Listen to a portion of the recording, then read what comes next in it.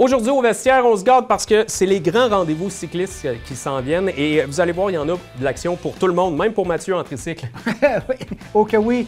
Pendant le grand rendez-vous, François-Xavier Thibault va être ici pour parler de pêche à la truite. Mais il va y avoir des accessoires et ça va être pertinent On aussi. a hâte. Sinon, on parle de la débandade à Toronto et ça me fait chaudement plaisir au cœur. Écoute, troisième ronde, on parle d'entraîneur, puis positif, football des Alouettes de Montréal. On parle pas de soccer. Bon vestiaire à tout le monde.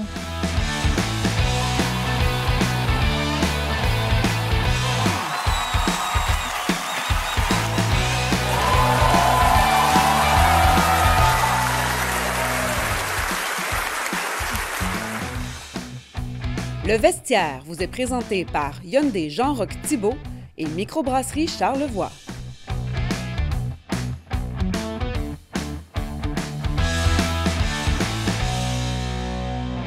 Événement majeur dans Charlevoix, c'est un incontournable, les grands rendez-vous cyclistes. Et pour en parler avec nous, Marie-Claude Laurando-Desmarais. Bonjour Marie-Claude. Allô? Bienvenue au vestiaire. C'est la première fois, je pense? Oui, au vestiaire, oui. Ouais. Ben écoute, Mais la bienvenue première fois chez de vous. plusieurs. Oui, ouais, c'est ça. On va créer quelque chose. Marc-Claude, bienvenue chez vous. Aujourd'hui, on parle d'un incontournable dans Charlevoix parce que, ben écoute, ça fait des années que ça fonctionne. Je pense que les commentaires sont bons. Il y a eu des années plus difficiles que d'autres. On pense aux inondations qui ont quand même ça, la pandémie. Mais là, ça va bien. On en parle plus, ça là, va c'est bien, ça. 2025. Ben là, on touche du bois, mettons. Ben, ça se passe comment, justement, les préparatifs? Parce que vous êtes en plein dedans, là. Oui, ça se passe bien. Comme on a quand même rodé depuis la 27e édition cette année. Fait que, ça va bien. Les chantiers, là, vous êtes Bon, on date, là. on arrive toujours au dernier jour. C'est toujours comme ça. Ben, en plus, il fait beau. C'est ça, c'est tout à 26h en 24 la dernière journée, là. Écoute, Oui, eh bien, en fait, je voulais savoir, justement, ça fait beaucoup d'années que ça roule. C'est quoi qui est difficile? Parce que j'imagine maintenant que les coureurs sont habitués, puis ça fait partie de leur calendrier de compétition. Mais qu'est-ce qui demeure le plus difficile pour vous? C'est-tu les bénévoles? C'est les tracés? C'est justement l'entretien des circuits? Qu'est-ce qui demeure encore une fois difficile pour l'organisation? Bien, c'est sûr que, tu sais, on est quand même bien rodé. Il y a toujours l'enjeu de bénévoles à chaque année qu'on n'est jamais... C'est toujours dernière minute. On espère toujours en avoir suffisamment. Jusqu'au dernier jour, on fait des appels pour avoir de l'aide. Fait que c'est sûr qu'on n'est pas une grosse équipe. Je suis la seule employée à temps plein. Donc, c'est sûr qu'on est souvent à bout de bras dans l'organisation. Puis on a des gens passionnés, une chance, qui nous suivent année après année. Là, ouais. écoute, le 30 mai au 14 juin, il y a plusieurs événements, dans le gros événement. L'événement phare, je pense que c'est vraiment le Grand Prix cycliste. Bien, en fait, c'est qu'on a comme 2 fins de semaine.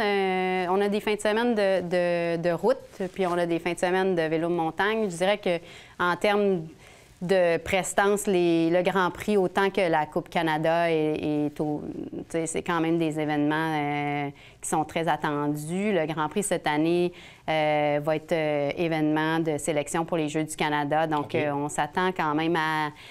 on avait déjà un record l'année passée de cyclistes. On s'attend à battre combien, ce record. oui? 480 cyclistes l'année passée. On s'attend à sensiblement, bien, soit la même chose ou plus là, cette année. Fait que... Dans le fond, la notoriété de l'événement, ça va de mieux en mieux d'année en année, si je comprends bien. Oui, oui, effectivement. En fait, c'est un événement qui est couru. Puis en fait, il n'y en a pas beaucoup sur le calendrier. C'est quand même difficile à organiser.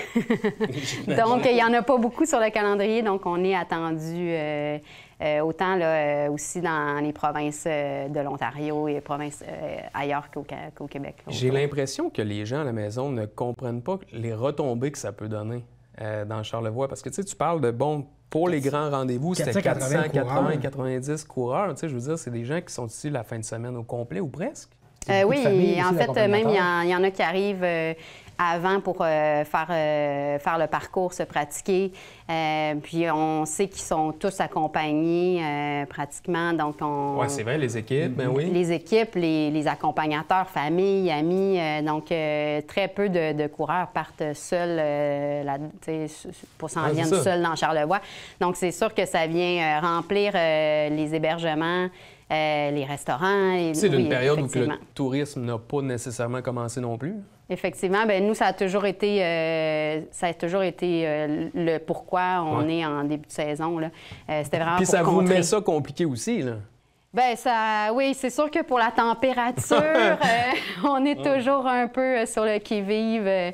Mais sinon, c'est sûr que ça amène des retombées pour la région. Puis c'est la raison pourquoi on le fait hors saison. Touristique. Ouais. Parle-nous un peu des autres événements qui vont avoir lieu aussi durant le... Oui. C'est ceux qui vont jouer dans la boîte, là. Ouais, on espère peut-être un peu moins en boîte cette année. Dans le fond, c'est la Coupe Québec-Canada. Ça se passe au camping Le Genévrier, donc derrière la laiterie de Charlevoix. C'est le samedi un XCC, donc un circuit court de vélo de montagne. Donc, ça se passe dans le camping Le Genévrier. Puis le dimanche, c'est le XCO, pardon. Donc, ça se passe dans la montagne. Et puis, donc, on attend environ là, autour de plus de 1000 coureurs. Ah, ouais, exact. Wow! C'est sûr qu'il y en a certains qui font les 2 épreuves. Là, oui, donc, mais quand même, ça fait beaucoup de monde, oui, exactement, oui, là fait aussi. beaucoup de vélo, là. Honnêtement, je pense qu'il y a 2 ans, j'ai assisté à la course, puis c'était quand même impressionnant de voir la vitesse des gens qui passent à ça d'un arbre c'est ça. en peloton. Dans le camping, mais aussi dans la forêt. Faut être en contrôle. Il faut le rappeler aussi, c'est gratuit pour la population, ceux qui veulent assister aux courses. Spectateurs, vous allez avoir un solide spectacle. Puis il y avait des années qu'il y avait des très grands noms. Je pense qu'il y avait Léandre aussi qui était là. Oui. Qui ça avait l'air d'une promenade au parc, là, c'était ridicule. Mais pour vrai, ça vaut la peine. Là. C'est gratuit, fait qu'emmener la famille. Là. Exact. Dans le fond, c'est un événement qui est vraiment le fun à venir regarder. Autant aussi le Grand Prix. C'est complètement différent là, comme type de... Le bruit que ça fait, c'est du peloton, c'est vraiment impressionnant. Exact. Il y a une activité aussi qui est pour les athlètes comme nous, à notre niveau, on va dire, le rendez-vous des tout-petits. Ah, c'est tough. C'est tough.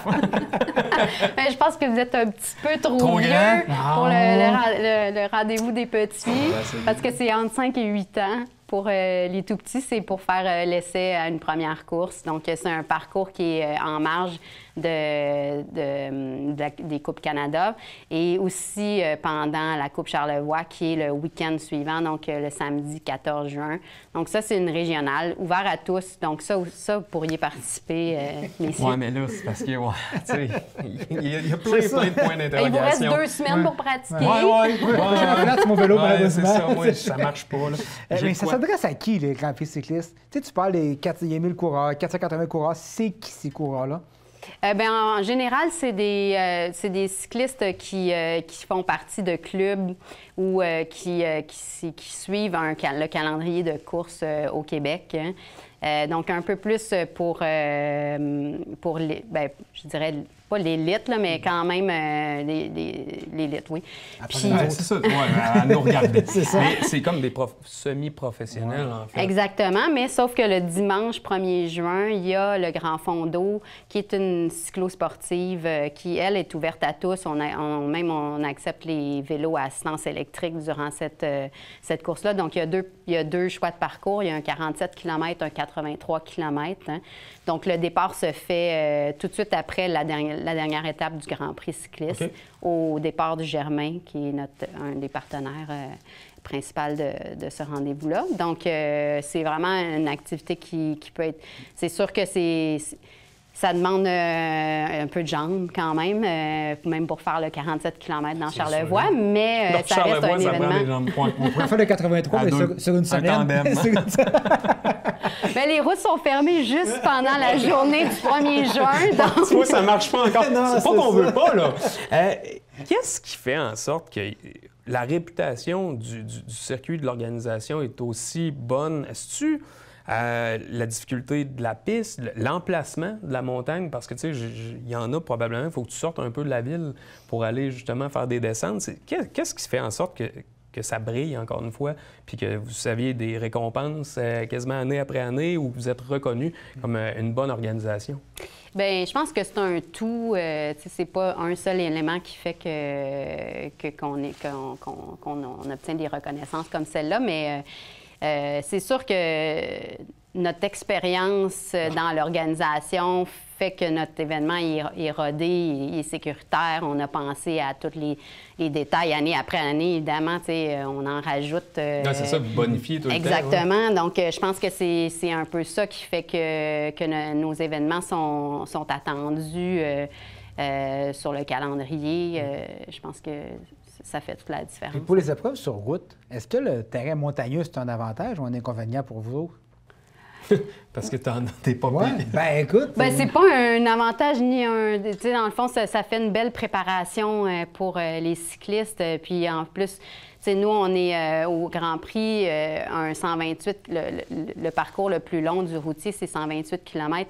C'est rare là, que ce soit un 128 continu. Là. Souvent, c'est des boucles là, qui totalisent un 128 km. Donc, nous, on a vraiment un parcours complet. Donc, c'est vraiment le fun pour le participant qui a le temps de regarder un petit peu quand même le paysage. C'est sûr. Puis le circuit lui, qui est dans le domaine Fortin, si je ne m'abuse. Le quartier Filion. Oui, le quartier Filion, quartier oui. Filion, lui, est-ce que le parcours change d'une année à l'autre ou c'est le même tracé? Non, depuis on a déjà fait le critérium en plein Saint-Jean-Baptiste, mais c'était quand même beaucoup d'organisation, de gestion, clair. On imagine bien. Ça va être quand même beau pour les images. C'était vraiment beau, mais au niveau de la sécurité aussi, dans le fond, c'est plus facile à contrôler dans le quartier Filion, puis ça fait vraiment comme une boucle. Puis dans le fond, les coureurs, c'est seulement les coureurs les plus expérimentés qui prennent le parcours le vendredi soir. Puis c'est un nombre de tours là, entre 25 et 35 tours selon les catégories. C'est vraiment impressionnant à voir. Le bruit, mais Mathieu t'en parlait du bruit tantôt. Moi, c'est ça qui m'a impressionné. Puis le fait qu'ils sont pas mal proches de la chaîne de rue, mais aussi de leurs collègues à côté. Oui, ils se parlent, on les entend. Puis, moi, c'est mon épreuve que je trouve le plus impressionnant au niveau du Grand Prix. Puis la voiture en avant. Ça aussi, c'est un autre beau travail. Puis d'un bénévole. Et puis il s'amuse, là. Il s'amuse. En terminant, information sur votre bénévole, on s'informe à quel endroit? Sur le site de velocharlevoix.com. Sinon, on peut nous écrire à info@commercialvelocharlevoix.com. Tous les moyens sont bons. Nous croiser sur la montagne. Nous croiser sur la montagne, en train de courir, en train d'installer une pancarte. Oui, ça se peut aussi, mais dans le fond, c'est sûr que l'aide sera le bienvenu, évidemment. Bien, c'est noté. Donc, l'appel est lancé, puis nous, bien, on vous souhaite... Honnêtement, la seule chose que je vous souhaite, c'est du sec. C'est du beau temps. That's it. Parce que le reste, ça va être un petit peu de chaleur, mais pas trop. Juste un peu, mais pas trop. Juste pour dire que c'est agréable. Parfait. Voilà. Merci. Un gros merci Marc-Claude, de ta visite. Merci.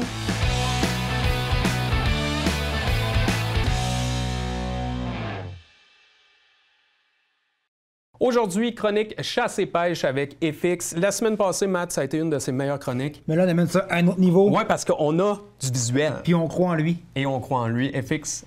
Salut FX. Salut les gars. On a parlé de pêche, bon, comment se préparer parce que c'est commencé. Maintenant, on parle d'équipement et ça, c'est le bout où que moi, ça va pas très bien. C'est-tu le fun à lâcher des cuillères? Puis, ça, oui, mais moi, j'aime ça, mais... En fait, je trouve qu'on achète des fois n'importe quoi. Tu sais, j'aimerais ça, FX, gars. Je te pose déjà une question en partant. Combien de cuillères, là, pour commencer, ça te prend? Puis là, le check, ben, il y en a 1000. Fait que là, il va dire, ça en prend 500. Mais mettons, là, tu m'en conseilles 5, là. Ben, je vais résumer, exemple. Aujourd'hui, la chronique, ça va résumer un peu mon intensité reliée à la pêche. Je suis quelqu'un qui aime beaucoup les différentes techniques. J'aime beaucoup aussi d'y aller de manière peaufinée, parce que c'est mon sport, c'est mon loisir. Ouais, c'est ton expertise. C'est ma passion. Donc, aujourd'hui, je vais vous présenter vraiment, grosso modo, tout ce que j'utilise. Mais ça ne veut pas dire nécessairement que le pêcheur du dimanche, le néophyte, va pouvoir être obligé d'avoir tout ce que j'ai. Mais ça me faisait plaisir aujourd'hui de présenter, suite à la demande de notre producteur, de tout amener en studio. Fait que là, c'est tout ton stock. Bien, toute la base. J'ai tout ça en double chez nous. OK. Mais ça, c'est la base que j'ai avec moi quand je vais guider des clients ou quand je fais des voyages de pêche avec des amis ou quand je vais avec ma famille. C'est somme toute assez basique. Là, on commence par le coffre à pêche. Bon, il y en a qui vont y aller avec un coffre rigide, d'autres avec des sacs souples comme celui-ci. Moi, je suis un fervent d'un sac souple. Pourquoi? Beaucoup plus facile à personnaliser et à personnifier selon nos besoins. J'explique. Un coffre rigide va être limité avec des compartiments déjà prédéfinis par le manufacturier et ne donnera pas place à des fixations pour pas que nos cuillères bougent. Parce que souvent, l'investissement le plus onéreux à la pêche après la canne à pêche et le coffre, c'est les cuillères. Les cuillères à 6, 7, 8, 9 $, ça monte rapidement un budget. Donc, Surtout quand t'es père. Je sais pas si c'est comme moi je prépare toutes mes cuillères d'avance, j'ouvre mon coffre, un moton. Ah ouais, Un gros moton. c'est exemple, là, quand on est dans un coffre lousse, là, simplement, la cuillère va bouger, va frotter sur les autres. Ça va faire en sorte que la cuillère va être moins brillante, va rester moins éclatante, donc avoir un moins bon rendement.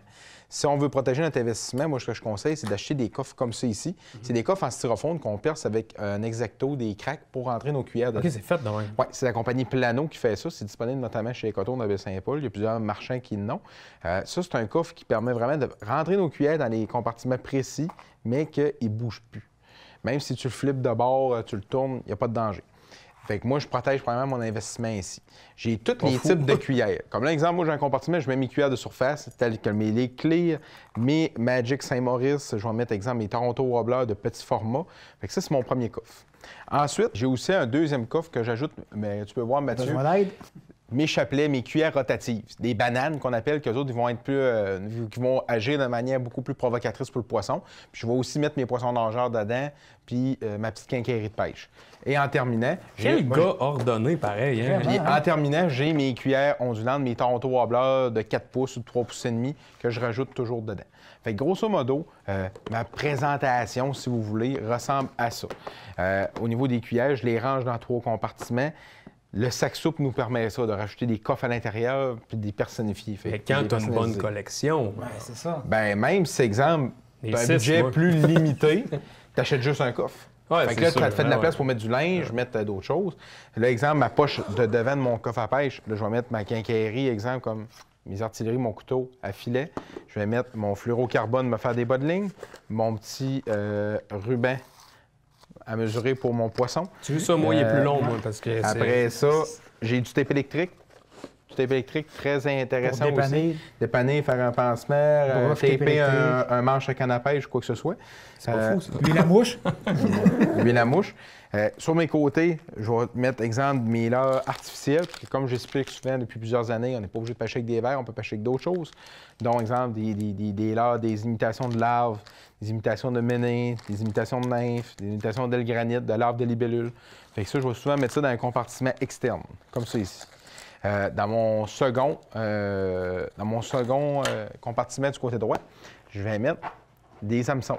Les hameçons soient prémontés ou sinon tout simplement des émerions ou des harnais simplement comme des harnais adorés. Souvent, je vais utiliser aussi à la truite. Ils fonctionnent super bien avec un Toi, marcheur tu de montes fond. pas tes lignes d'avance. Moi, j'ai tendance à préparer mes cuillères avec les du swivel. C'est là. parce qu'on n'est pas bons, nous autres. Ben, C'est- Non, mais pour Moi, vrai, c'est long ça, faire je pense ça. que ça Ben se oui. clip, c'est plus rapide. Ouais. Les swivels, les émerions, toutes les choses comme ça, c'est très pertinent à préparer d'avance, mais ça prend beaucoup de place. Fait que souvent, ce que je fais, je vais m'en préparer un ou deux au préalable avec un morceau de carton ou un morceau de styrofoam. ouais, ouais, Je vais le rouler tout le tour, je vais m'en mettre un de près, mais j'en ferai pas 10 de près. Ils sont déjà prémontés dans des paquets. Ces hameçons-là sont déjà prémontés en 24, 36, 48 pouces. Fait que j'y vais de cette manière-là. Un petit outil intéressant qui est très complémentaire, mais souvent les gens ne pensent pas d'acheter. Pour avoir travaillé longtemps dans la boutique chasse à pêche, je recommande d'avoir un petit coupe-ligne, mais avec un câble. Et ce qui est plaisant, c'est qu'on a une latitude, une marge de manœuvre. Exemple, on est dans le fond de la chaloupe, il faut faire un coup vite. On veut couper la ligne dans la gueule du poisson ou quoi que ce soit, faire un nœud. Ça nous permet vraiment d'être très accessible. Ça coupe de la ligne tracée. C'est un des seuls coupe-lignes qui fait très bien le travail pour la fameuse ligne tracée qui est dure à couper. Aussi, en complémentarité, j'aime bien utiliser des pinces multi-usages, des pinces multifonctions. Donc, ma quincaillerie de pêche ressemble à ça. Fait que toi, tu pars avec ça. Ouais. C'est rien d'exceptionnel, là. C'est assez basique, entre guillemets. C'est de la base, à l'exception des cuillères que là, je voyais beaucoup plus technique parce que j'aime peaufiner mon art selon l'activité de la truite. Exemple, en début de saison, on va travailler plus, comme je disais, avec les Lake Clear, les Saint-Maurice. Puis la saison va avancer, puis je vais grossir ma présentation, soit y aller avec des Lake Clear ou des Magic double épaisseur qu'on appelle les Magnum qui vont plus descendre dans le fond de l'eau pour une présentation beaucoup plus subtile à cause qu'on le sait que le poisson, au fil de la saison, la thermoclim, la température préférentielle du poisson, qui est entre 49 Fahrenheit et 60 Fahrenheit, ça va plus Ça descend. descendre en fonction de la saison. Au printemps, on n'en parle même pas, on est dans 0 à 6 pieds, mais plus la saison avance, plus on va être dans le 25-30 pieds. Fait qu'il faut s'adapter. Donc, tu sais, ma question, tantôt, c'était drôle, là, les 5 Mais tu sais, d'avoir un peu de surface, un peu de profondeur, au moins c'est une bonne base. Peut-être une dizaine, mettons, puis t'es correct. Il faut partir tout le temps avec une idée de grandeur qu'il faut se faire un budget. Moi, je commence tout le temps à dire, rien qu'en cuillère, 150 $, c'est pas de trop. Et on sait aujourd'hui, les cuillères, ça se détaille entre 4 et 10 $. Fait que prévoir peut-être un ensemble qui va permettre de vous toucher du fin mai à la fin septembre dans votre pêche. Exemple, il y a des endroits au Québec où on peut faire de la pêche d'automne. Ça nécessite aussi une approche différente. Des cuillères plus agressives, des cuillères avec des grappins, des trépieds, des poissons nageurs. Fait que souvent, ce que je dis, c'est prenez-vous peut-être 4-5 cuillères de début de saison, des clés, 4-5 Saint-Maurice, les couleurs classiques, Toronto Warbler 4-5, puis 2 cuillères rotatives des Camis. Ou des Lucky Strike, des chapelets, comme je vous expliquais tantôt, des cuillères rotatives qui fonctionnent super bien. Donc, au niveau des cuillères, ça ressemble à ça. Écoute, j'ai une question pour toi. Quand tu montes ta ligne, là, tu mets ta mouche, après ça, mettons, tu mets une mouche, tu mets ta cuillère. Entre quelle distance tu mets entre ton hameçon, ta cuillère, puis la cuillère, puis ton dernier hameçon? Bon, Parce que ça dépend, j'imagine, de la profondeur que tu En premier temps, exemple, on prend une cuillère. On va mettre un émerion en avant et en arrière. Pourquoi? Ça, c'est un swivel, j'imagine? Un émerion à billes. En français. Pour la simple et bonne raison pour éviter que la ligne virole tout le tour de la cuillère. Parce qu'on le sait, une cuillère ondulante va créer énormément de vibrations puis d'oscillations dans l'eau qui peut faire une perruque, proprement dit, dans l'eau qui va restreindre l'action de l'hameçon. Donc, ce que je fais, c'est que je prends ma cuillère, je mets un émerion à billes en haut, un connecteur, qui, par la suite, souvent, peut-être un 12 pouces avant ma cuillère, je vais mettre une mouche ou peut-être une imitation d'insecte un petit peu plus haut.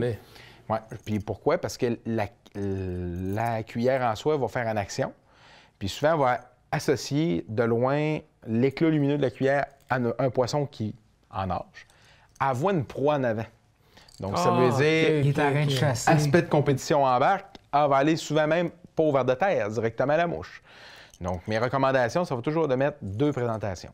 Par la suite, derrière, je mets un autre émerion et je mets un hameçon derrière. L'hameçon, souvent prémonté ou non monté, on va les mettre entre 18 à 48 pouces derrière. C'est quand même une grosse marge, là. Oui. Ça va être selon l'activité du poisson et la température de l'eau. Moi, ce que je recommande, si vous me demandez un conseil, c'est d'y aller avec un 24 pouces. Le 24 pouces, c'est lui qui va être le plus versatile, du mois de mai au mois d'août. Pour la simple et bonne raison qu'à 18 pouces, en début de saison, quand le poisson est agressif, parfait. 24 pouces, ça donne une marge de manœuvre aussi, des fois, quand le poisson est un petit peu plus engourdi en début de saison, mais aussi pour les poissons un petit peu plus méfiants. Parce qu'on le sait, des fois, le poisson, il y a eu beaucoup de pression de pêche sur le plan d'eau. L'eau va donner est claire.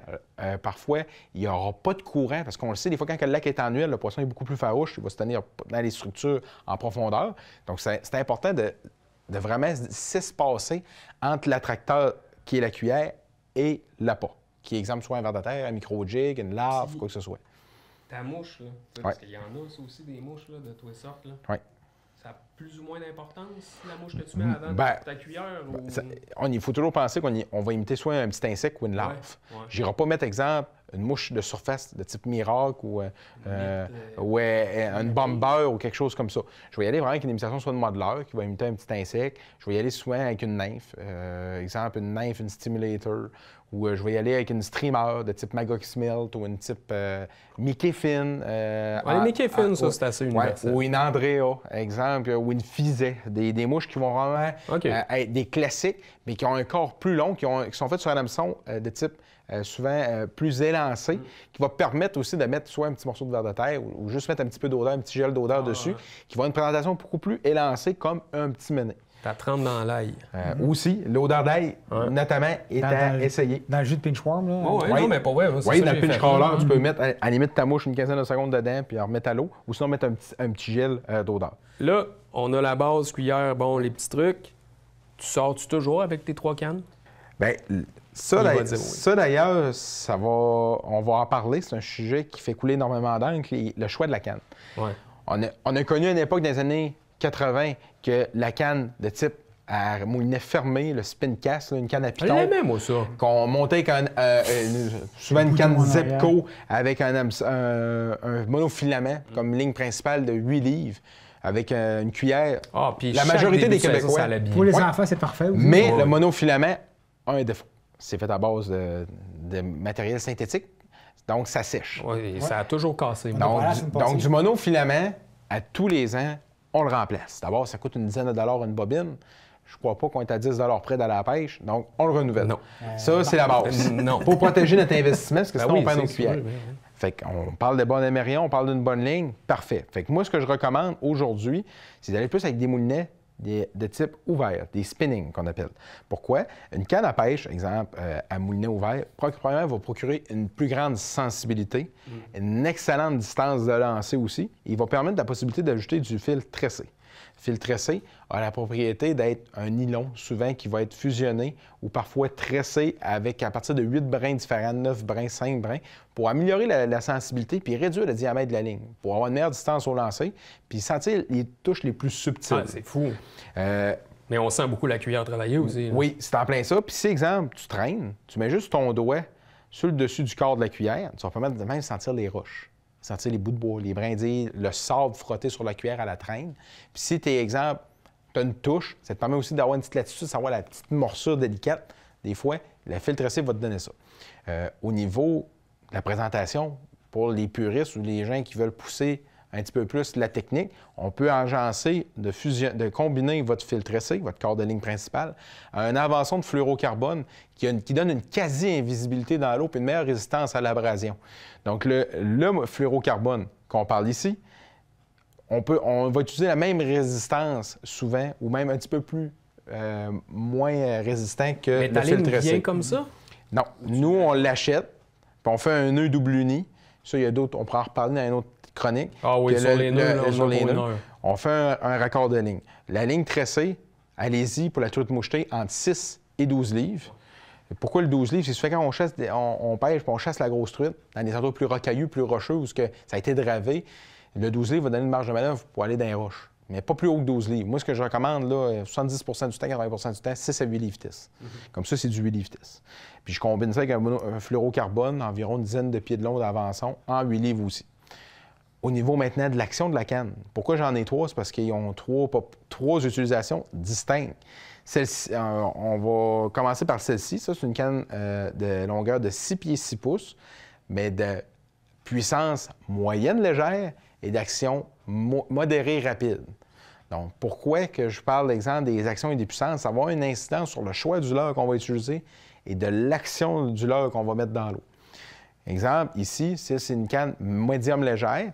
Si on regarde sur le corps de ligne, le corps de la canne, au verso, c'est écrit que c'est une canne 6 pieds 6, médium light, comme je vous ai dit, qui peut permettre de supporter un leurre de 1/8 d'once à 5/8 d'once. Et qu'on n'a jamais regardé ça, nous autres, hein?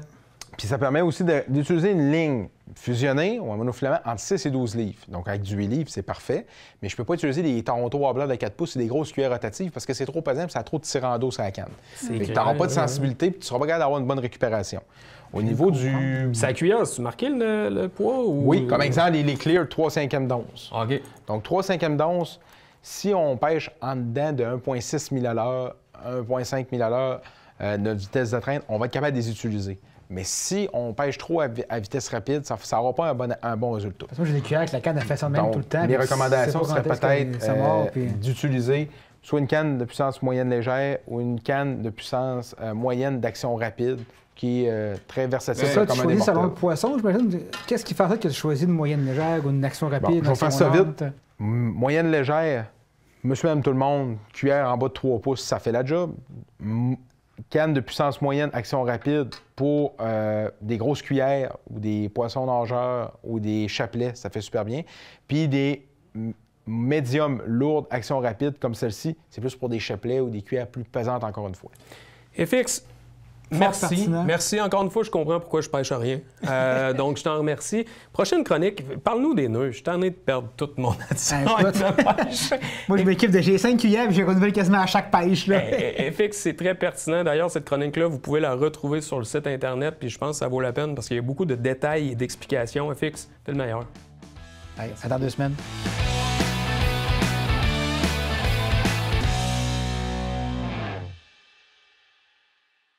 Les séries battent leur plein dans la salle de hockey. On s'en va deuxième ronde. En fait, on s'en va en troisième ronde. En fait, on s'en va dans le carré d'asement.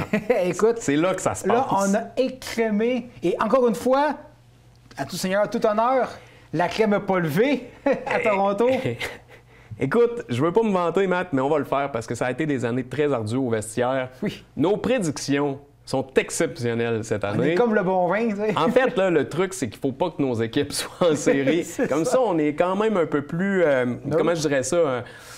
On est bon quand on n'a pas d'émotion. J'ai jamais vu le Canadien gagner en série, puis ça m'a toujours bien servi à date. En tout cas, à date, continue comme ça. Écoute, Toronto... Échec numéro 8, 9, tu sais... Il y a tellement de choses à dire sur Toronto qui ont une équipe extraordinaire. Tu sais, j'écoutais là, des chroniqueurs sportifs qui disaient « Ouais, mais tu sais, il manque rien à Toronto. Écoute, il manque de la volonté, puis c'est tout. » Écoute, tu sais, il y a facteur chance, des fois, qui rentre en ligne de compte. Il menait 2-0, puis le troisième match s'est fini en prolongation. Imagine, il était revenu à Toronto à 3-0. Ça aurait tellement changé la donne, mais écoute, Toronto a été Toronto... Mais les partisans de Toronto, ils sont pour beaucoup, là. Je les qualifie de vidange. Parce que de toute façon, c'est ça qu'ils ont fait avec leur gilet. Ils les ont tirés sur la glace. Ils sont juste dégoûtés. Oui, mais... Je pense que c'est le cumul. C'est supplice de la goutte. Déception après déception après déception. Sois un vrai fan puis un vrai partisan. Tu sais, j'aime encore les Bruins, puis ça a été une année de... Je veux dire, à un moment donné, il faut que tu sois fidèle à ton équipe. Tu sais, les partisans de Montréal, les vrais, là... Ils ont été fidèles longtemps, puis ça a été difficile. Là. Mais tu sais, à Toronto, c'est la même affaire. Vous avez un club compétitif, vous avez des stars, puis là, vous allez, à cause de la partisanerie qui est vraiment désagréable à Toronto, tu sais, si vous pensez que Montréal, c'est une religion, là, à Toronto, on est ailleurs. Là. On est vraiment ailleurs. Bien là, vous allez perdre Marner. Penses-tu que Tavares et Marner ont le goût de re-signer à Toronto? Je pense que Tavares va... Marner, écoute, ils ont voulu l'échanger, il a refusé d'aller sa clause de non-échange. À Caroline, c'est sûr, il était sûr d'avoir une équipe qui gagne. Ben c'est ça. Mais finalement... Mais il n'y a pas de leadership. Tu sais, je vais vous le dire, le problème, il s'appelle Matthews. Écoute, en série, il s'éteint. C'est une vidange. Écoute, Caufield a plus de points que lui, plus de buts que lui, en fait. C'est l'attitude, Mathieu. Tu peux faire aucun point, aucune passe, c'est pas grave. Mais je veux que tu aies une attitude qui est positive. Écoute, Nick Suzuki, pour un point d'exemple. Patrice Bergeron. Suzuki. Il arrivait en série, puis il avait la même constance. Il avait le même effort, le même rendement. Matthews, en série, on dirait qu'il n'est pas capable de... Tu sais, l'intensité monte. On dirait qu'il n'est pas capable de supporter l'intensité. Puis il est plus dans le reproche que, tu sais, regarde, moi, je vais le faire sur la glace, puis je vais montrer que, tu sais, je suis capable d'emmener mon jeu à un niveau... Tu sais, c'est ça, les séries, là. Mais ça va être l'équipe la plus intéressante à suivre durant l'été, parce qu'il va y avoir tu fais avec ça? Est-ce que Shanahan va rester en place? Parce qu'il est arrivé, ça fait 9 ans qu'il est là. Ça fait 9 ans qu'il est arrivé avec un plan. Le champ de plan, on cherche encore. À Boston, ben, c'est ça. Oui. On cherche encore les résultats. L'année passée, il a nommé un nouveau DG, un nouvel entraîneur. Il a amené des nouveaux joueurs, plus de caractère. Mais écoute, on dirait qu'il y a quelque chose qui est brisé là-bas. Puis je pense que comme tu dis, Marner ne sera pas de retour. Bien, impossible. Tavares non plus, c'est impossible. Et Thomas Tunais aussi, qui est signé, lui, il va demander n'importe quelle augmentation. Donc, peut-être que Tavares va signer 2 ans, 3 ans, mais je pense que c'est la fin d'une époque. C'est quand même la deuxième ronde. Ils se sont rendus là. Je veux dire, c'est ça, les séries. Écoute, si on fait des comparaisons, tantôt on va en parler de Colorado, mais Colorado, je pense qu'ils sont plus décevants que Toronto. Moi, là, je suis d'accord avec toi. Ça, c'est bien plus décevant que Toronto, mais en même temps, eux aussi se sont rendus à un 7e. Tu sais, je veux dire, il y a des impondérables, puis c'est ça, la magie des séries. Écoute... On reste en l'Est? Ben, restons dans l'Est. Washington, Caroline? C'était serré, mais... Je pense que c'était ça. La meilleure équipe a gagné, peut-être? Tu sais, je veux dire, Washington, rappelez-vous qu'ils ont eu de la misère contre le CH. Tu sais, moi, je croyais que le CH, s'il y avait une équipe à passer, c'était Washington. Washington, ils sont brûlés, ils sont fatigués. L'intensité était différente aussi. Il n'y avait pas de grosse rivalité Wilson. Tu sais, je veux dire, ça n'a pas marché. Moi, ce qui m'a surpris, c'est qu'on a entendu tout le temps que le Canadien était pas assez gros. Le Canadien s'est fait brasser par Washington. Caroline n'est pas plus gros que le Canadien. Pas une plus grosse équipe. Puis ils ont plus d'expérience. Ils n'ont pas nécessairement le meilleur deuxième centre non plus. Là. Mais ils ont de l'expérience. C'est un système Ils sont bien coachés. Il y a Rod Bredamo. Rod Bredamo, il est là depuis, ça fait 5-6 ans au moins qu'il est là. C'est un excellent coach. Système hermétique. Écoute, ils ont des... Bon, je veux dire, t'as Ao, t'as Jarvis qui est là. Ils ont une bonne défense. Probablement un des meilleurs défenseurs défensifs en Slavin qui est là. C'est une recette qui... Puis Anderson a les buts aussi. Anderson a été meilleur que Thompson. Ah, ben oui, puis tu sais... On s'y attendait. Là. Dans les comparaisons, le gardien de but... Il n'y a pas une extraordinaire série comme ça. Tu sais, c'était pas...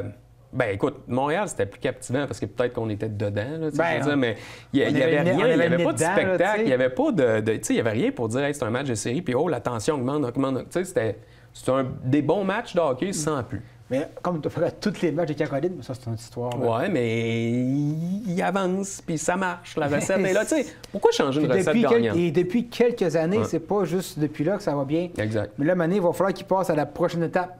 Parce Ils sont que, là. tu sais, ils sont pas Ils sont rendus à là. la finale de la Coupe depuis Non. longtemps. Donc là, pas depuis l'année Camward. Ben écoute, on va voir.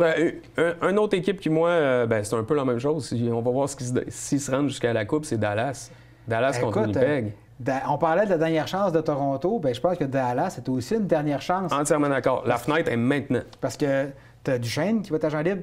Seguin. Si tu perds Matt Duchesne, Seguin, tu perds ces deux gros joueurs. Seguin était moins dominant, on s'entend, mais c'est Ouais, quand mais il y a même une bonne il y a un série. rôle important, exactement. Oui. Mais Duchesne, il y a une très bonne saison. Ouais. Donc lui, ça risque de faire mal. Mais ils ont ceci dit, tellement de bons jeunes en même temps. Tu sais, je repense à ça. Là. Tu sais, c'est assez impressionnant. Leur gardien de but est incroyable. Otters, ben Robertson, oui. tu sais, je veux dire, Rupe Hinn, c'est quand même pas vieux là, comme Non, garde. Fait que, tu sais, absolument. je trouve qu'il y a un beau Rantanen mix. maintenant. Ouais, Ça, ouais. c'était un gros échange. Mais par contre, les Stars ne m'impressionnent pas. En ce sens que moi, la production n'est pas extraordinaire. Tu sais, c'est t'as Rantanen qui produit, mais à part ça, les autres, on a de la misère. Robertson, on l'a pas vu beaucoup. Là, hein. Tu sais, je suis d'accord avec toi là-dessus, mais c'est un peu ça leur avantage. C'est qu'il y a tout le temps un trio qui va dominer dans une série. Puis Otters a gaulé sur la tête en bon français. Là. Il a été dominant. Mais c'est un gardien de but de série, tandis que Hellebuyck, c'est un gardien incroyable. Les Bucks, c'est tout un Mais tout autre. il n'est pas capable de garder les C'est buts sûr en qu'il- série à l'extérieur. Je me rappelle Roberto Luongo, quand ils sont arrivés à Même la Coupe affaire, Stanley contre c'est vrai, Boston. même affaire. Dominant Dominant. ou pourri à l'os. Il n'y Ouais. avait comme pas d'entre-deux. Il a bien tenu la série. Tu sais, ça s'est quand même Ouais. fini en prolongation. Tu sais, il a pas mal paru, mais... Tellement eu mal pour Mike Sheffield. Ah! Son histoire, tu sais, le gars, il perd son père, il joue. Tu sais, moi, j'étais convaincu Écoute, là, qu'il y a deux affaires qui peuvent Il arriver. pogne la seule pénalité dans le match. Mais il fait le but aussi. C'est ça. Fait que, tu sais, Écoute, il pogne une pénalité, puis c'est ça qu'ils ont marqué en avantage numérique. C'est vraiment... c'est crève-cœur, là. Hyper crève-cœur. Moi, Ouais. il était là, il a tout donné. En tout cas, j'ai hâte de voir. Finalement, Oui, vas-y. Vegas, Edmonton. Écoute, Vegas, Et que j'étais content. j'ai de la misère à être encouragé pour eux autres. Ah non, moi, je le suis plus. Je Là. regarde l'équipe, puis je me demande comment ils peuvent s'améliorer l'année prochaine. On dirait que le modèle de Vegas, qui était, on a beaucoup d'agents libres, transactions, on dirait qu'il Plafond il salarial. s'essouffle un petit peu, là. Ben, En, plus, fait, que t'es attaché avec Cartel pour longtemps aussi. je pense comme toi, Mathieu, tu sais, ils ont profité un peu l'expansion pendant, tu sais, tout ce qu'il y avait à profiter, ils l'ont fait. Absolument. Ils ont été joué avec le avantagés plafond en salarial. Oui, ils ont joué avec le plafond salarial, chose qu'on a le droit de faire en série. Fait que là, Absolument. à un moment donné, tout ce qui monte redescend. C'est le cas de Vegas. J'ai hâte de voir, parce que si c'est difficile pour Vegas, j'ai hâte de voir, tu sais, la foule et tout ça. Tu sais, parce que là, on avait créé quelque chose, Ben, une équipe il- dominante. Mais Il tu sais, reste un oui, entertainment. là, tu sais, entièrement puis d'accord. c'est Mais une tu sais, la foule, base, j'ai hâte de voir si ça va être aussi solide que ça. Puis c'est un bon fanbase, test. là. C'est Ben, un bon absolument, test. absolument. Mais tu sais, Edmonton doit se rendre en finale. Ben, écoute, C'est ça, ou sinon absolument. c'est un échec. Il y a un gros avantage d'Edmonton, c'est que Ekholm qui s'en vient. Oui. Qui va Oh, revenir au oui. jeu. Ça, c'est leur meilleur défenseur défensif. Ça, c'est majeur ce qui va arriver. Là. C'est Mais pas- imagine, ils sont là sans lui. Elle peut juste être meilleure. Imagine s'il avait bien géré le plafond salarial et qu'il n'aurait pas perdu Holloway et Brobert en début de saison. En tout cas, ça, Mais bon, là, c'est écoute, important de signer Jeff Skinner. Tu sais. rapidement, Matt, on y va avec nos prédictions. C'est le temps à la maison. Sortez papier et crayon parce que ça peut vous permettre de remporter gros. Au cas oui. Parce qu'on est quand même pas mal sur la coche cette année. Commençons Caroline, Floride. Moi, je vais avec Floride. OK, en combien, mettons? Floride en 5. OK, je vais avec Floride en 6. OK, plus prudent. Le pourquoi, c'est que là, je pense que la machine est partie, là, du côté de la Floride. Puis, tu sais, je veux dire, Caroline, on l'a dit tantôt, ils sont juste plates. Tu sais, il n'y a pas d'explosion de leur côté. Il n'y a rien, tu sais, les impondérables, je les mets tous du côté des... C'est systémique. Ouais. Si tu ouais. réussis à battre le système, c'est correct. T'as Puis réussi. je pense que Floride a l'équipe pour battre le Ouais, système. ouais. Et sinon, Edmonton, Dallas. Edmonton en... Mais Il est embêtant, mais je vois un peu émotif quand même. Là. Je pense que Edmonton en 7. Edmonton en 7, Matt, ça se peut qu'on ait un tableau parfait. Écoute, Parce que je veux vraiment voir une série, une finale, Edmonton, Floride, prise 2, puis je veux voir Edmonton gagner la Coupe au Canada. Ça serait de la magie. Exactement. Ça serait vraiment, vraiment intéressant. Hey, ça a brassé pour les séries. Il y a des coachs qui ont été nommés, d'autres qui ont perdu leur emploi. C'est pas fini. Oh non, ben non. Je sens que c'est pas fini. On en prend quelques-uns. Joanne Kelville, Anaheim, c'est pas une grosse surprise, je pense. Ça me fait rire parce que je regardais, tu sais, dans la préparation de l'émission, tu sais, on a parlé de ça il y a 2 semaines. Les vieux de la vieille, tu sais, genre, on change-tu la poutine? Non. C'est que ça. C'est prends un bol, mets les noms, puis on pourrait le faire, là, à un moment donné, juste les tirer. OK, qui va aller là? C'est ça. Ah, OK, ouais. Ah, Kenville. Ah, ouais, Kenville. Tu sais, il n'y a pas de surprise. Il y en a plein d'autres entraîneurs qui font des grosses affaires dans LHJMQ, dans n'importe où. Faites quelque chose à un moment donné, mais pourquoi Joel Kenville arriverait avec une nouvelle mentalité, une nouvelle approche? Mais tout le monde a déjà gagné dans ce ligue. C'est tout le temps les mêmes qui... Tu sais, je veux dire... Moi aussi, j'ai déjà gagné. Ça fait 20 fois que je fais 20 équipes. J'ai gagné à un moment donné. C'est du recyclage à tout vent, mais écoute, au moins... Puis la Violette, il n'y a déjà pas d'emploi actuellement, c'est quasiment un miracle. Là, bien, ce sera pas long, Matt. Là. Ça devrait... Ce sera pas long, là. On est encore au mois de mai. Il va pas payer à Pittsburgh, peut-être, là, mais... Un 3... Tu sais, il va arriver des affaires qu'on fait « Ah ouais, mais tu sais, oser faire du Canadien de Montréal. » Je pensais même pas dire ça. Oser faire du Canadien de Montréal. À date, je pense que ça fonctionne. Rappelle-toi, Tampa Bay, quand il a nommé Cooper, il arrivait de notre part. C'était son premier emploi dans la Ligue de hockey. Puis il l'a gardé longtemps. Le Canadien, Martin Saint-Louis, c'est un des plus anciens maintenant. Puis je pense qu'il y amène de quoi de nouveau. Ça va bien. Donc, Joel Kenville, un choix prudent. On va dire ça comme ça. Il va arriver, il va appliquer une formule, ça va faire quelques années. Après jusqu'à temps qu'il y ait soit ça marche, soit ça marche pas. J'espère juste qu'il ne va pas, en bon français, écraser les jeunes. Là. Tu sais, qu'il va laisser les jeunes faire des erreurs. Ils vont essayer, tu sais, les mecs qui vu de ce monde. En tout cas, Rick Tocchet, qui s'est dit, moi, je quitte Vancouver. Il a refusé l'offre. Il dit, je m'en vais de Vancouver. L'avenir est trop... le bordel était pogné, là, à Vancouver, avec toutes les histoires de Patterson. Oui, c'est ça. Fait que, moi aussi, je pense que j'aurais fait la même chose. Là, mais, tu sais, encore là, un autre nom que, tu sais, Philadelphie. Je comprends qu'il y a un bon nom, Tocchet. Moi, honnêtement, je suis déçu pour Yann Laperrière. J'aimerais aimé ça que Laperrière ait sa chance comme entraîneur-chef. Mais il n'y a pas de cheveux gris. Bon, tu vas me dire, il n'y a pas de cheveux. Mais ça prend des cheveux gris. Tu peux amener quelque chose de nouveau, tu sais. Ben, tout le monde, Matt, peut amener quelque chose de nouveau. Tu sais, je veux dire, Guy Boucher l'a fait, c'était-tu hot? Non, mais il amenait de quoi de nouveau. Écoute, oui, mais il a été victime aussi de pas de gardien de but. Ben oui, mais... Il n'y a jamais eu de gardien numéro 1.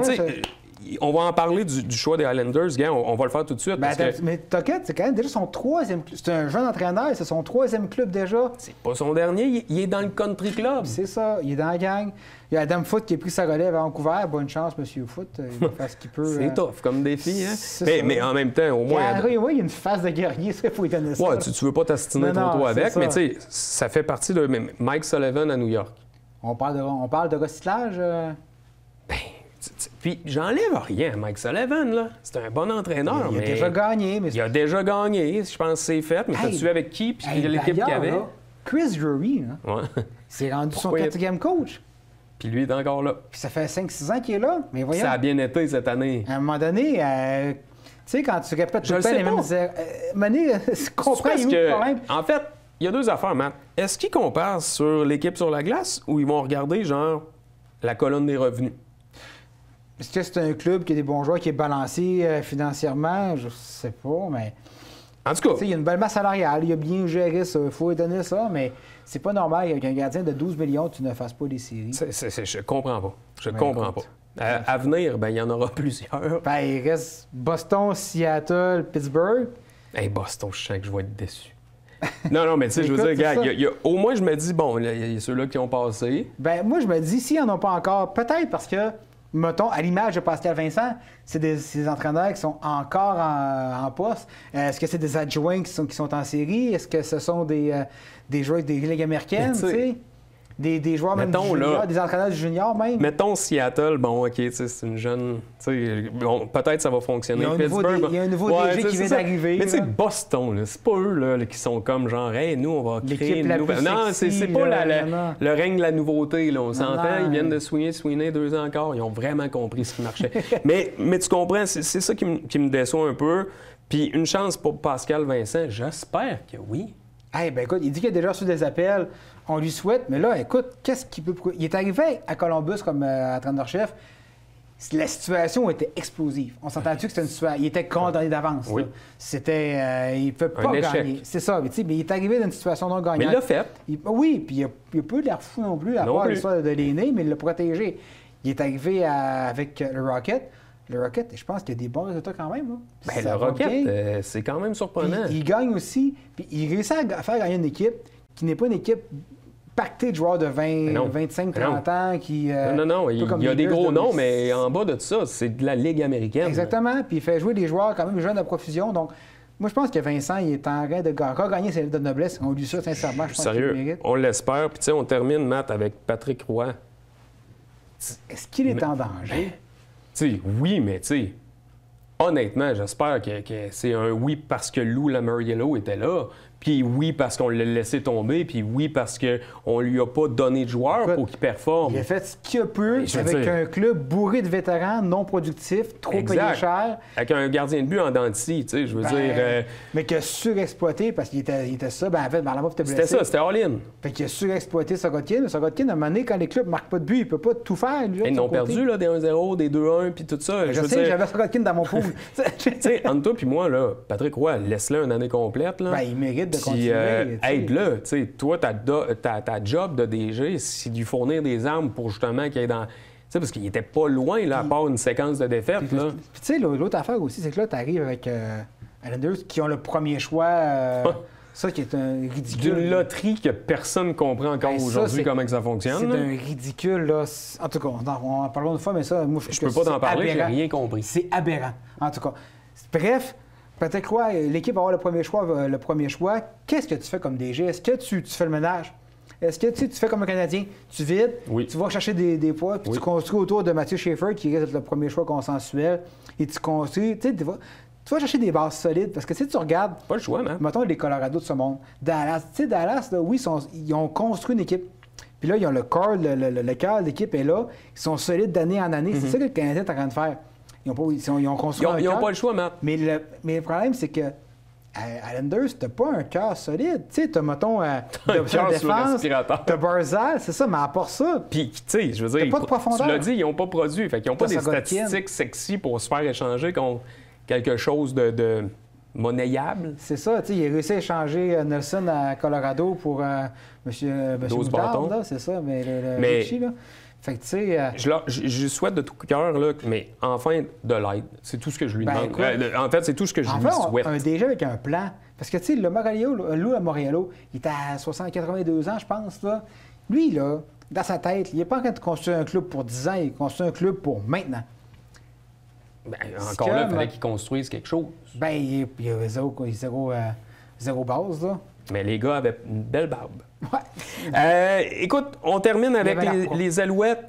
J'aime ce qui se passe autour de l'équipe. J'aime l'aura des Alouettes, chose que le FC Montréal n'a plus. Mettons, là, je suis comme ça, puis j'ai des petits coups. Non, ils ne bougent pas. On reste positif. On va rester positif avec les Alouettes de Montréal.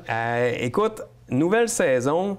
Tu as marqué Coupe Grey réaliste? Ben oui. C'est l'objectif. Ils ont l'équipe pour ça. Ils ont renforcé la ligne à l'attaque, ce qui était ça. Mais la ligne défensive, est-ce que la ligne défensive... Moi, je pense que l'année passée, c'était ça le problème, c'est la pression de la ligne défensive. Là, ils n'ont pas réussi à remplacer Sean... Ça, d'ailleurs, c'est ridicule que Lemon ne joue pas encore. Fait des parenthèses, il y a des décisions même des fois que tu peux faire. Hein? Est-ce que peut-être le nouveau commissaire va régler ça? En tout cas, ça, on le souhaite pour les Alouettes parce que c'est un gros ajout. Exactement. Tu peux agresser des filles, ça, il n'y a pas de problème, mais parier... mais bref, ça pour dire que l'équipe, je pense qu'ils ont les éléments en place pour gagner la défensive. Tu sais, l'année passée, là, au quoi que tu es blessé, ça l'a paru quand il est revenu des Falcons d'Atlanta. Tu sais, ça paraissait qu'il n'était pas à 100%. La Ligue, je pense qu'il y a les meilleurs receveurs. Philpott a l'air déjà top shape. Game shape, excuse. Austin Mack est encore là. Oui, fait que tu sais, c'est les corps arrière. Moi, c'est là que j'ai hâte de voir. Parce qu'à date, tout ce qu'on entend ou tout ce qu'on peut lire, c'est que ça va bien, puis une belle chimie qui s'est installée. Mais tu sais, c'est correct quand même. Ils ont fait un choix. Ils ont échangé Fajardo. Ils ont misé sur Davis Alexander. Je pense que c'est un bon choix. Ben, je pense que oui, mais j'ai hâte de voir ce que ça va donner. Puis tu sais... Mais ils ont une bonne ligne. T'sais, ils ont Bethel Thompson, ils sont allés signer comme deuxième quart, qui lui arrive, son rôle est clair. Deuxième quart, bras canon, tu sais exactement ce qu'il va te donner. C'est ça, comme le Mais tu peux numéro 2. alterner, tu peux faire des jeux, tu peux créer quelque chose. Fait qu'il y a la Bevens qui est là pour tes jeux au sol. Ça, c'est... Il faut juste qu'il fasse ça. Là. Puis t'as l'énigme aussi, t'as Sénécal. J'ai hâte de voir qu'est-ce qui va arriver avec lui. Tu sais, Sénécal vient du football universitaire, chose que Machucha connaît énormément. Tu sais, je veux dire, lui, le téléphone dans la saison, ça doit y aller. Là. Tu sais, bon, OK, qu'est-ce que tu penses? Puis conseille-moi. Puis un canal direct. Là. Ouais, il doit coacher un peu en cachette, là, tu sais, un peu. Fait que moi, j'étais content de voir. Je suis content de voir aussi que le football universitaire québécois va de mieux en mieux. Tu sais, on fait confiance aux jeunes. Tu sais, en fait, le print québécois. Là. Oui, puis on peut s'identifier, puis c'est un peu ce que les Alouettes veulent faire, je pense, c'est de ramener les Québécois au bercail le plus possible, ou du moins les garder. Fait que, tu sais, de l'avoir choisi, puis pas juste par forfait, là. Tu sais, le gars, il a un talent certain. Ben oui. Mais il est là. Puis tu renforces tes positions canadiennes aussi. Tu sais, mettons, un chemin, là. Tu sais, de quoi, là, l'année passée, il n'y avait pas de remplaçant. Non. Puis c'est une position canadienne, la route. Fait que là, en allant chercher Nate Beauchemin, tu as un numéro 2 qui peut avoir le même, qui peut jouer la même, cette même position-là. Donc, tu sais, les ratios canadiens, c'est important dans les canadiennes. Surtout si tu viens jouer dans ta ligne en attaque.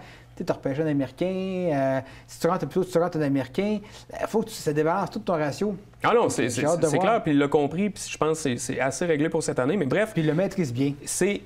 Les Alouettes sont devenus ou sont redevenus excitants à voir jouer. Et je rajouterais même qu'aller les voir, c'est encore mieux. Pour vrai, là, tu sais, je suis critique là, à mort contre Pelado ou whatever.